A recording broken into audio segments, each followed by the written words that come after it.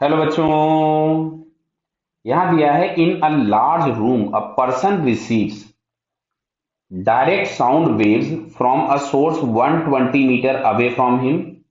He also receives the same source which reaches after reflection from 25-meter high ceiling point midway between them. The two waves interfere constructively, then the wavelength in meter. तो बात को ध्यान से समझो। यहां कहीं पे हम लोगों के पास दिया है सोर्स और यहां कहीं पे कोई एक ऑब्जर्वर है और इन दोनों के बीच का सेपरेशन दिया है 120 मीटर। यहां बिल्कुल बीच से कहीं से साउंड रिफ्लेक्ट हो रहा है, ये आपके पास सीलिंग दिया था। क्लियर? तो यहां से अगर हमारे पास रिफ्लेक्ट हो रहा है तो एक वेव ये इधर गया होगा साउंड और रिफ्लेक्ट होकर के यहां पहुंचा होगा। तो देखो एक पाथ तो ये हम लोगों के पास इसका हाइट दिया गया है 25 मीटर और ये हमारे पास हो जाएगा 60 मीटर और ये भी हो गया 60 मीटर। तो इसको हम सॉल्व कर ले तो ये आता है 65 मीटर। रूट ले लीजिएगा। क्लियर?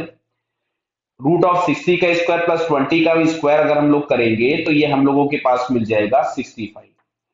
तो डेल्टा एक्स के नाम पे हमारे पास हो गया 65 प्लस 65 एक पाथ है और माइनस ऑफ 120 तो ये हमारे पास आता है 10 मीटर। क्लियर? और आपसे पूछा हुआ है इंटरफेरेंस कंस्ट्रक्टिव होना चाहिए। तो कंस्ट्रक्टिव इंटरफेरेंस के लिए पाथ डिफरेंस होता है एन लैम्डा। देखना भाई, कंफ्यूज मत होना। साउंड वेव हम लोगों के पास लॉन्गिट्यूडनल वेव होती है और लॉन्गिट्यूडनल वेव अगर किसी भी रिजिड सपोर्ट से रिफ्लेक्ट होती है तो वहां फेस चेंज नहीं होता है।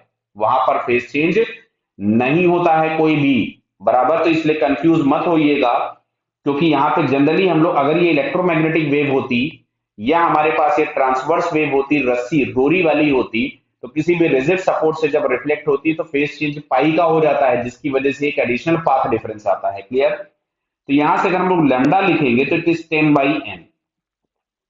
तो यहाँ पे अगर हमने n बराबर 1 पुट किया तो हमको मिलेगा 10, n बराबर 2 पुट किया तो मिलेगा 5, 3 पुट किया तो मिलेगा 5/3, सॉरी 10/3। कितना आएगा ये मैं लिख दे रहा हूं। पहले मिला 10/1, दूसरा वाला हम लोगों के पास मिलेगा 10/2, तीसरा मिलेगा 10/3, फिर मिलेगा 10/4, फिर मिलेगा 10/5। तो इस तरीके से हम लोगों को ये वैल्यूज मिलेंगी। तो ऑप्शन अगर हम चेक करें तो पहला है 10, दूसरा है 5 बराबर है, तीसरा हालांकि 3.33 है, नेक्स्ट है 2.5। तो ये हम लोगों को यहाँ पे बी वाले ऑप्शन में दिख रहा है। दिख रहा है ना बेटा? 10 है, 5 है, 2.5 एटसेट्रा। क्लियर?